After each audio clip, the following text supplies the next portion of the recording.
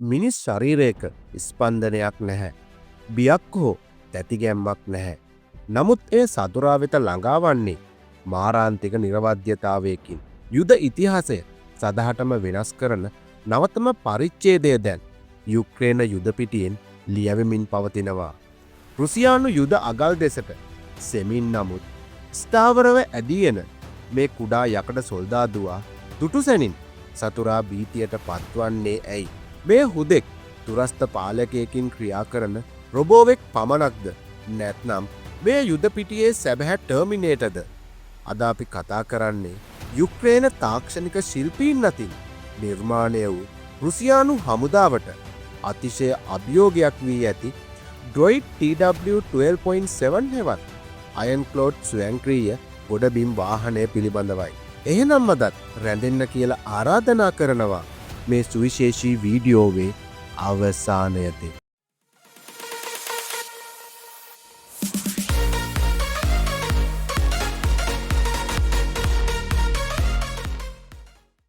යුද්ධයකදී වටිනාම සම්පත වන්නේ මිනිස් ජීවිතයයි. යුක්‍රේන රජය සහ එරට රොබෝනී සමාගම උත්සාහ කළේ තම සෙබළුන්ගේ ජීවිත ආරක්ෂා කරමින් සතුරාට උපරිම හානියක් කළ හැකි ක්‍රමවේදයක් සොයා ගැනීමටයි. එහි ප්‍රතිඵලයක් විදිහට ඩ්‍රොයිඩ් පද්ධතිය නිර්මාණය වනවා. මෙය අන්මෑන් ග්‍රවුන්ඩ් වෙහිකල් හෙවත් මිනිසුන් රහිත ගොඩබිම් වාහන කාණ්ඩයට අයත් වනවා. රුසියානු සන්නද්ධ රථ හෝ බරාවිවලට ළඟාවිය නොහැකි පටුසා දුෂ්කර භූමි ප්‍රදේශවල ඉතා නිහඬව ගමන් කිරීමට මෙය නිර්මාණය කර තිබෙනවා. මෙය සරලවම කිව්වොත් රෝද 4ක් මත දිවෙන කුඩා යුද ටැංකියක් වගේ. ඩ්‍රොයිඩ් TW12.7 හි හදවත වන්නේ එහි ඇති ශාබ්ලයා නැමැති දුරස්ථ පාලක අවිපද්ධතියයි. මෙහි ඇති ප්‍රධානතම ලක්ෂණ කිහිපයක් ගැන අපි දැන් විමසා බලමු. එහි පළමුවැන්න නම් අවි බලයයි. මෙහි සවිකර ඇති මිලිමීටර 12.7ක විශාල මැෂින් තුවක්කුවට කිලෝමීටර් 1.5ක් හෝ කිලෝමීටර් 2ක් පමණ ඈත සිටින ඉලක්ක පවා ඉතා නිවැරදිව විනාශ කරන්න පුළුවන්. මේ සතුරාගේ සැහැල්ලු වහන සහ බංකර් බිඳ දැමීමට තරම් ප්‍රබලයි. දෙවැන්න නම් දෘශ්‍ය තාක්ෂණයයි.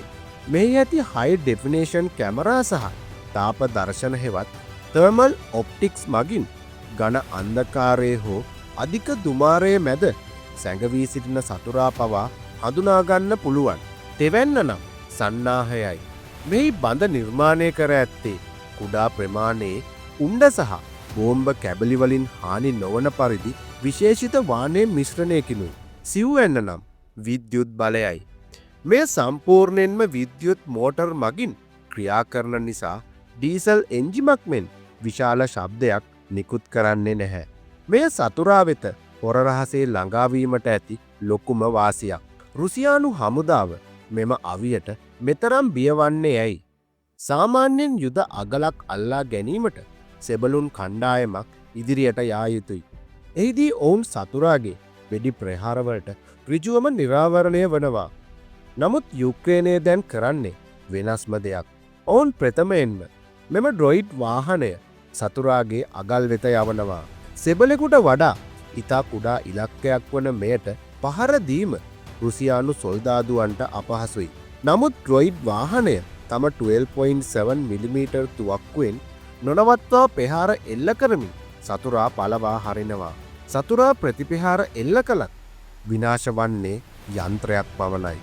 යුක්‍රේන සෙබලා කිලෝමීටර් කිහිපයක් ඈත සිට ආරක්ෂිතව මෙය පාලනය කරනවා. මීට අමතරව තුවාල ලැබූ සෙබළුන් ප්‍රවාහනය කිරීමටත් ඉදිරි පෙළට පතරම් රැගෙන යාමටත් මෙම වාහනය භාවිතා කරන්න පුළුවන්. රුසියානු හමුදාව මෙම අවිය මැඩ පැවැත්වීමට විවිධ ඉලෙක්ට්‍රෝනික යුද උපක්‍රම භාවිතා කරනවා. එනම් රෝවරය සහ එය පාලනය කරන පාලකයා අතර ඇති සම්බන්ධතාවය විසන්ධි කිරීමට උත්සාහ කිරීමයි. නමුත් නවතම වාර්තාවලට අනුව මෙම ඩ්‍රොයිඩ් පද්ධතියට දැන් AI ඇතුළත් කර තිබෙනවා. ඒ අනුව සම්බන්ධතාවය බිඳ වැටුනත් තමන් ආ මාර්ගය ඔස්සේ නැවත පැමිණීමට හෝ ස්වයංක්‍රීයව බාධක මගහරිමින් ගමන් කිරීමට මෙයට හැකියාව තිබෙනවා. මේ රුසියානු හමුදාවට එල්ල වී ඇති විශාල මනෝවිද්‍යාත්මක බලපෑමක්. Taman ඉදිරියට එන්නේ වෙඩි තැබුවත් මිය නොයන වේදනාවක් නොදැනෙන යකඩ යන්ත්‍රයක් බව දැනගැනීම සෙබළුන්ගේ සටන් කාමිත්වය හීන කරන කාරණයක්. Droid TW12.7 යනු හුදෙක් එක් අවියක් පමණක් නෙවෙයි. එය අනාගත යුද්ධය කෙබඳු වනු ඇද්දැයි අපට පෙන්වා දෙන කැඩපතක්. මිනිස් ජීවිතවලට ඇති අවදානම අවම කරමින් තාක්ෂණය මගින් යුදපිටිය ජයගන්නා ආකාරය යුක්‍රේනය ලෝකයටම ඔප්පු කර හමාරයි. රුසියානු යුක්‍රේන යුද්ධය අවසන් වන විට අප දන්නා සාම්ප්‍රදායක යුද ක්‍රමවේදයන් සම්පූර්ණයෙන්ම වෙනස් වනු බව නිසැකයි. මෙවැනි නවීන යුද තාක්ෂණයන් සහ ලෝවටා සිදුවන විශේෂ යුද පුවත් පිළිබඳව තොරතුරු දැනගැනීමට අපගේ YouTube නාලිකාව සබස්ක්‍රයිබ් කරලා දිගටම අපි සමග රැඳිලා ඉන්න. වීඩියෝ එක හොඳයි නම් ඒ පිළිබඳව ඔබේ අදහස පහලින් කමෙන්ට් කරලා ලයික් කරලා යාළුවෝ එක්ක ෂෙයා කරන්න. එහෙනම් තවත් දවසක මේ වගේ වීඩියෝ එකකින් හම්බෙනකම් අදට සමුගන්නවා. සියලු දෙනාටම සුබ දවසක්.